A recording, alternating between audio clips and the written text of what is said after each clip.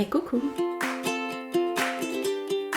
Aujourd'hui, je vous retrouve pour une vidéo un peu tuto pour les personnes qui tirent les cartes, qu'elles soient débutantes ou pas tant débutantes que ça, et qui aiment se faire des tirages en utilisant un template. Mais un template, c'est quoi? Encore un anglicisme, c'est un modèle de tirage en fait, avec des emplacements dédiés et prédéterminés pour chaque carte. Par exemple, on se dit, la première carte que je tire c'est le passé, la deuxième que je tire c'est le présent, et la troisième c'est le futur. Voilà. Ça c'est le truc super basique, super simple, et c'est déjà un template. Et généralement, faire des tirages en utilisant des templates, quand je donnais des cours de tarot aux débutants, c'est quelque chose que j'encourageais beaucoup. Pour moi, et je veux pas du tout que ça paraisse péjoratif, parce que c'est très bien. C'est un peu comme les petites roulettes quand on fait du vélo. On a peur de tomber, de pas savoir bien faire, on a besoin d'être canalisé, maintenu un peu tout droit. On peut aussi comparer ça à un tuteur pour une plante, ou aux petites barrières sur les côtés quand on fait du bowling. En fait, c'est juste pour être sûr d'aller tout droit, et de pas trop se tromper. Et c'est très bien, ça veut pas dire que le tirage sera moins bon, inférieur, pas intéressant, vraiment pas du tout. Si l'interprétation est bonne, ce sera vraiment tout aussi bien qu'un tirage un peu freestyle comme ça. Et de toute façon, si ça aide à se mettre en confiance, c'est tout ce qu'on recherche en fait, et c'est parfait. Bref, des modèles de tirage, vous pouvez en trouver plein sur Instagram. Moi-même, j'en poste un par mois sur mon compte. Vous pouvez les trouver du coup soit en suivant des comptes de cartomanciens, cartomanciennes, tarologues, soit en tapant dans les hashtags, je sais pas, tirage juillet, tirage renouveau, trucs comme ça. Il y en a aussi sur Pinterest, il y en a dans des livres de tarot, c'est pas ça qui manque. Mais des fois, on a envie d'un modèle de tirage personnalisé pour nous, pour notre problème, pour notre situation. Et vous savez quoi ?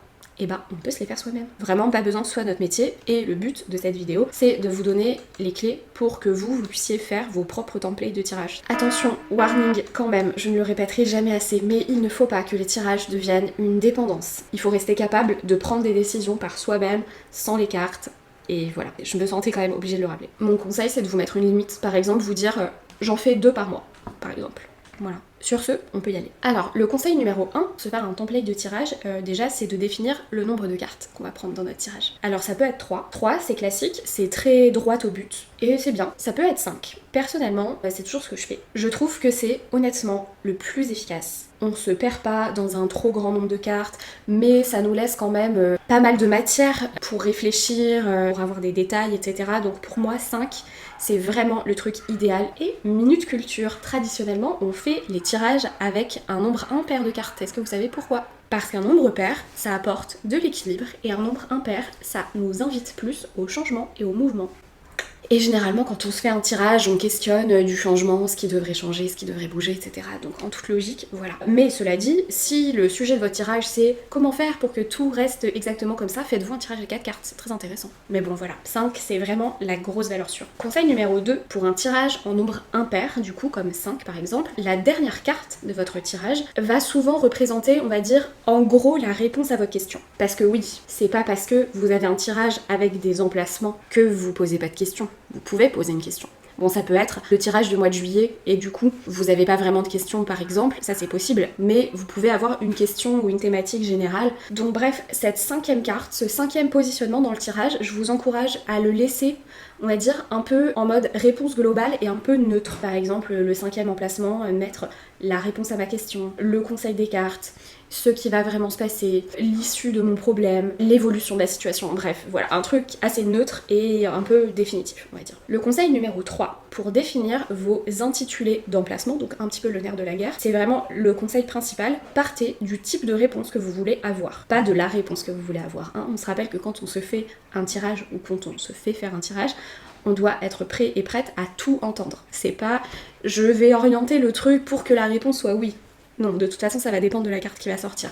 C'est du type de réponse que vous voulez avoir. Vraiment, le truc important, c'est de réfléchir concrètement aux réponses qui vont vous être utiles. Par exemple, est-ce que vous aimeriez avoir un oui ou un non clair ? Par exemple, dois-je vraiment envisager de faire ces études ? En fait, tu veux un oui, tu veux un non. Ce qu'on appelle en anglais une yes-no question. Voilà, c'est ok aussi, vous pouvez mettre des questions qui sont vraiment dont la réponse sera plutôt oui, non, et un truc assez clair. Ça peut être aussi que vous pourriez vouloir obtenir un conseil des cartes, ou alors une espèce de to-do ou un mode opératoire concret pour faire les choses, le conseil pour me sentir mieux, ou ce que je dois faire pour me sentir mieux, par exemple. Ça peut être une idée d'emplacement. C'est possible aussi que vous ayez envie d'avoir, je sais pas, le pour et le contre d'une situation, par exemple, et que vous mettiez en titre d'emplacement l'avantage si je dis oui, l'inconvénient si je dis non. Ce qui se passe si j'y vais, ce qui se passe si je reste chez moi.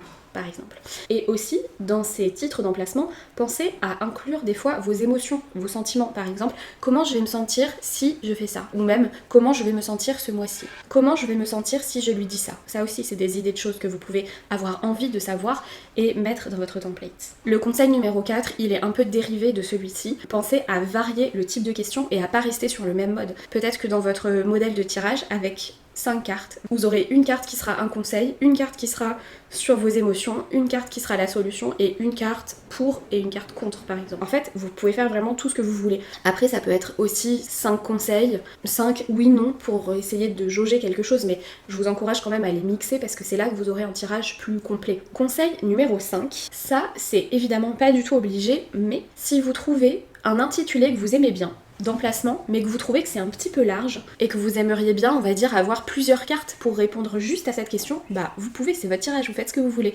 Donc vous pouvez faire un intitulé groupé. Vous pouvez décider qu'il y a un titre d'emplacement qui sera commun aux cartes numéro 3 et numéro 4 et que la réponse à cet intitulé, ce sera la combinaison des cartes 3 et 4. Donc on va donner un exemple, la carte numéro 1, ça va être « Pourquoi cette situation m'arrive ?»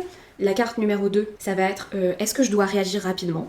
Les cartes 3 et 4 ensemble, ce sera quelles actions mettre en place. Et donc là, potentiellement, vous aurez 2 actions à faire. Et là, le 5e emplacement, bien sûr, l'issue de la situation, par exemple. Ensuite, conseil numéro 6. Et celui-là, il est très très très important. Dans vos formulations, dans la manière dont vous rédigez vos intitulés, allez toujours au plus simple. Vraiment, mais au plus concret de ce que vous voulez vraiment. Essayez de ne pas vous laisser mener par un manque de confiance en vous ou par un excès de confiance en vous ou une envie d'écrire des intitulés un peu stylés, un peu mystérieux. Faites en fonction du type de réponse que vous voulez obtenir, de ce qui va vraiment vous servir. Je vais vous donner un exemple pour illustrer ça, avec le cas d'une copine dont je ne révélerai pas l'identité, je suis désolée, je sais que tu regarderas cette vidéo, mais merci pour cet exemple que tu m'as offert.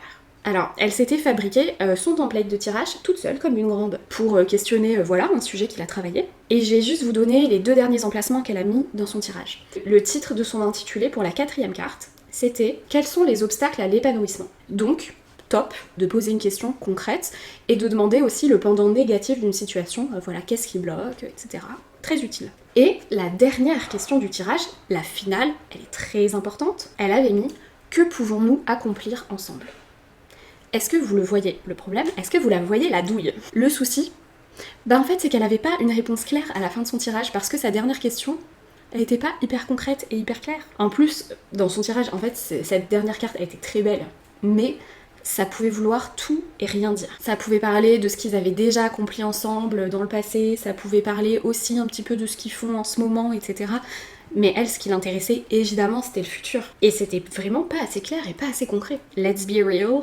Que pouvons-nous accomplir ensemble? C'était pas vraiment ça, sa question. Si elle avait voulu la poser de façon nette, ce qu'elle voulait savoir, c'était l'évolution de la relation. Plutôt, est-ce qu'un jour on sera ensemble? Peut-être. Est-ce qu'un jour on pourra officialiser quelque chose? Par exemple, voilà. Faut être concret, faut parler français, faut dire les termes.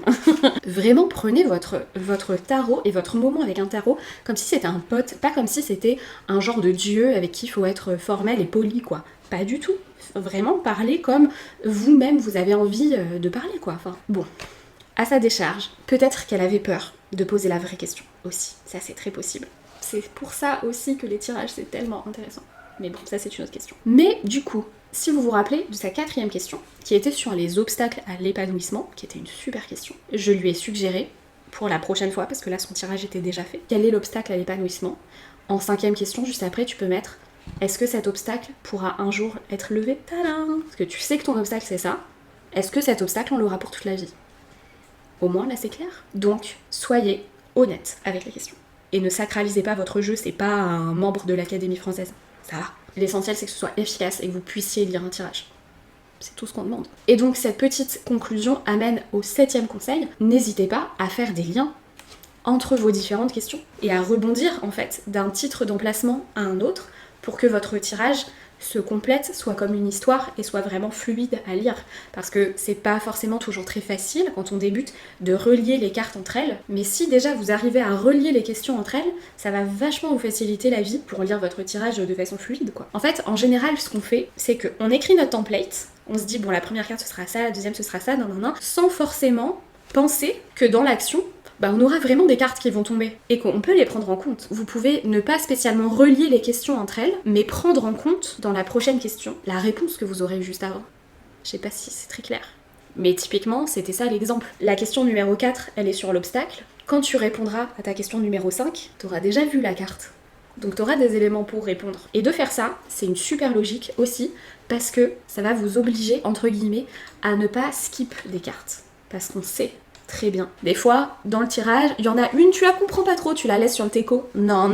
Généralement, les cartes qu'on comprend pas trop, c'est les plus importantes, donc déjà, il faut insister dessus. Mais surtout, si ta carte d'avant, elle est reliée à la carte d'après, bah en vrai, tu peux pas analyser la carte d'après si t'as pas lu celle d'avant. Ça t'oblige un petit peu, voilà, à regarder toutes les cartes. On fait un tirage à 5 cartes, c'est pour parler des 5. C'est pas pour en bazarder une, parce qu'on l'a pas comprise, ou parce que en fait le titre de l'emplacement qu'on avait choisi, il était un peu bif-bof, au final ça nous parle pas, donc voilà. Et enfin, un dernier conseil, petit conseil bonus, qui n'est pas vraiment sur la création du template, mais plutôt sur son utilisation, donc ça vaudra à la fois pour les templates que vous ferez vous-même, mais aussi pour ceux que vous ferez ailleurs, comme par exemple les miens, que vous pouvez retrouver sur mon Instagram, le Tarot Céleste. Et c'est vraiment le plus important, c'est quand vous interprétez une carte dans un template, revenez toujours au titre de l'emplacement de votre carte. Parce que des fois, on est comme ça dans le flow du tirage, etc. Et c'est bien, mais si t'as décidé que la deuxième carte, c'était l'obstacle, ben lis-la vraiment comme un obstacle, quoi. C'est assez scolaire, hein, les templates, hein. C'est le truc pour pas déborder. On peut avoir un flow, on peut être intuitif, etc. avec un template, mais il faut vraiment respecter la règle du truc. Si vous avez mis que le 2 c'était un obstacle, lisez-le comme un obstacle, et pas comme un avantage, parce que des fois je le vois. Mais vraiment, dans 8 cas sur 10, ça dérive un petit peu sur l'histoire, sur les cartes, etc. Et on se raconte le truc, et en fait on oublie de vérifier les emplacements. Donc voilà, ça c'est quand même vraiment méga important. Mais en fait, vous pouvez voir une carte, on va dire, je sais pas, on va dire une carte d'oracle. Et donc on va dire que vous faites un tirage avec un template que vous avez fait avec votre oracle. Et vous avez une carte avec écrit la confiance en soi dessus, par exemple. Et dans votre énergie, dans le flow de votre tirage, vous lisez, donc après cet événement, j'aurais regagné ma confiance en moi. Et en fait, vous avez zappé que l'emplacement, la confiance en moi, il était en obstacle, ou en contre, par exemple. Ou en ce qui me manque pour non. Ça veut vraiment pas dire la même chose. Donc bref, après avoir vu et retourné chaque carte, vraiment faites la petite gymnastique mentale de relier toujours avec le titre de l'emplacement. Soit vous aimez pas faire ça parce que vous trouvez que c'est une contrainte, et franchement je le comprends, d'avoir envie de lire que des tirages sans emplacement, freestyle, etc. C'est un autre style et vous pouvez aimer que ça, vous pouvez avoir du mal justement avec les templates, que ce soit un truc qui vous brime.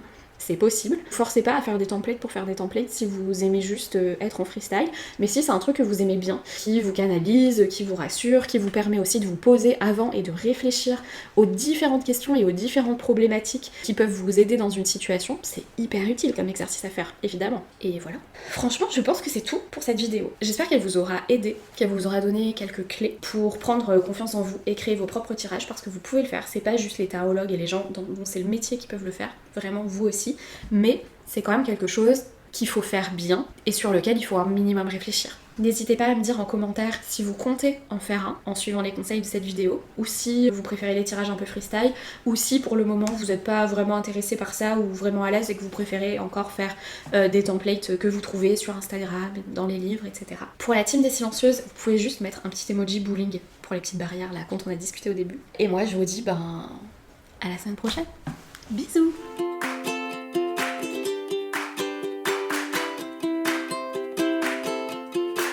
Under the palm trees of Nice, you'll find a family of